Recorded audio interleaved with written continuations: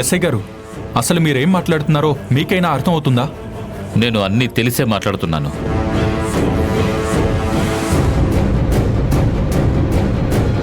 అన్ని ఆధారాలు తెలుసుకునే మాట్లాడుతున్నాను. శాంతి చావుకి మీరే కారణం.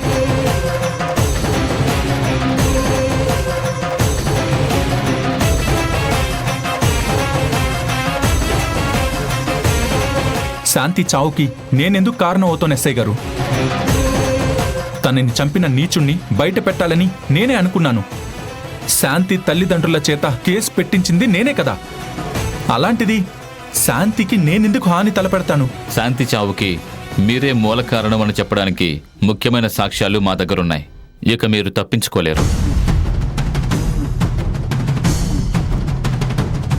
ఎస్ఐ గారు, మీరు ఎక్కడో ఏదో పొరపాటు పడ్డట్టున్నారు. ఆ శాంతిని చంపాల్సిన అవసరం కానీ అలాంటి దురుద్దేశం కానీ మా తారక్కి లేదు.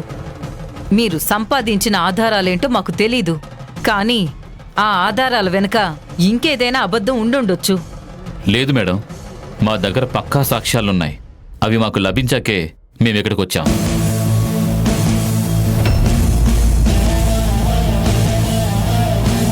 తారక్ గారు, విచారానికి మీరు మాకు కోఆపరేట్ చేయాలి.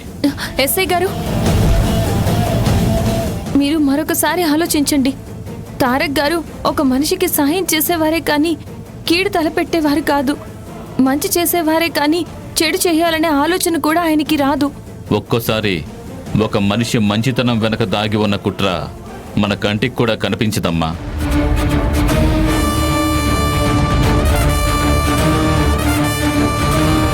ఎందుకంటే ఆ మనిషి మంచితనం అనే అడ్డుతెర అందరి కళ్ళకి అడ్డంగా నిలబడుతుంది.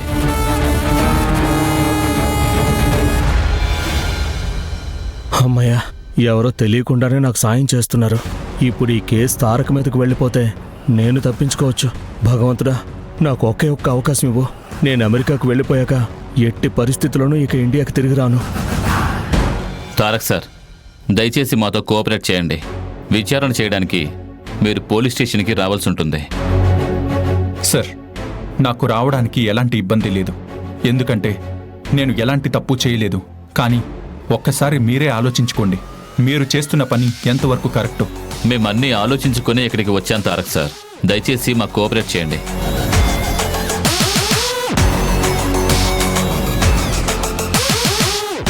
ఏంటి తారక్, అవకాశం దొరికితే నీతులు చెప్తావు కదా. అవతలి వాళ్ల తప్పు దొరికితే పెద్ద సత్యహరిశ్చంద్రుడిలాగా విరుచుకు పడతావు కదా. ఇప్పుడేమంటావు? ఏం జరిగిందో ఎలా జరిగిందో తెలుసుకోకుండా మాట్లాడుకో హరిత. నిజం నిప్పు లాంటిది. అది ఎట్టి పరిస్థితుల్లో ఉన్నా సరే బయటపడుతుంది. అవును తారక్, నువ్వు చెప్పింది నిజమే. నిజం నిప్పు లాంటిది, అందుకే కదా ఇప్పుడు బయటపడింది.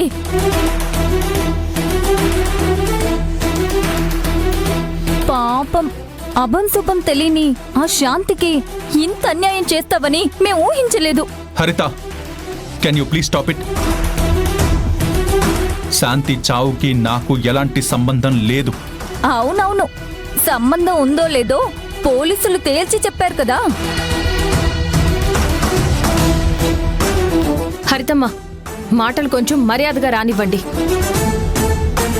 పోలీసులు కేవలం ఆధారాలు దొరికాయి అన్నారు, కానీ ఆ ఆధారాలు ఎంతవరకు నిజమో ఎంతవరకు అబద్ధమో ఇంకా ఎవరు తేల్చి చెప్పలేదు. అవి తేల్చకుండా తారక్ సార్ దోష అయిపోరు.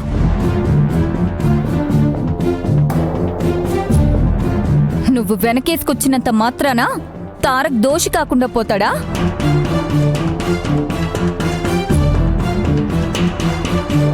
నువ్వు తారక్ గుణగణాల గురించి పొగిడినంత మాత్రాన తారక్కి శిక్ష పడకుండా ఆగిపోతుందా?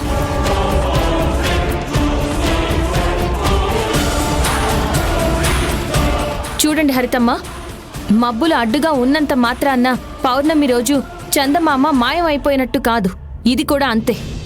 ఏవో అపోహలనే మేఘాలు కాస్త అడ్డుగా వచ్చాయి కాబట్టి ఆయన మీద నిందితుడు అనే నింద పడుతుంది. ఆ మాత్రం దానికే ఆయన నేరం చేసినట్టు కాదు.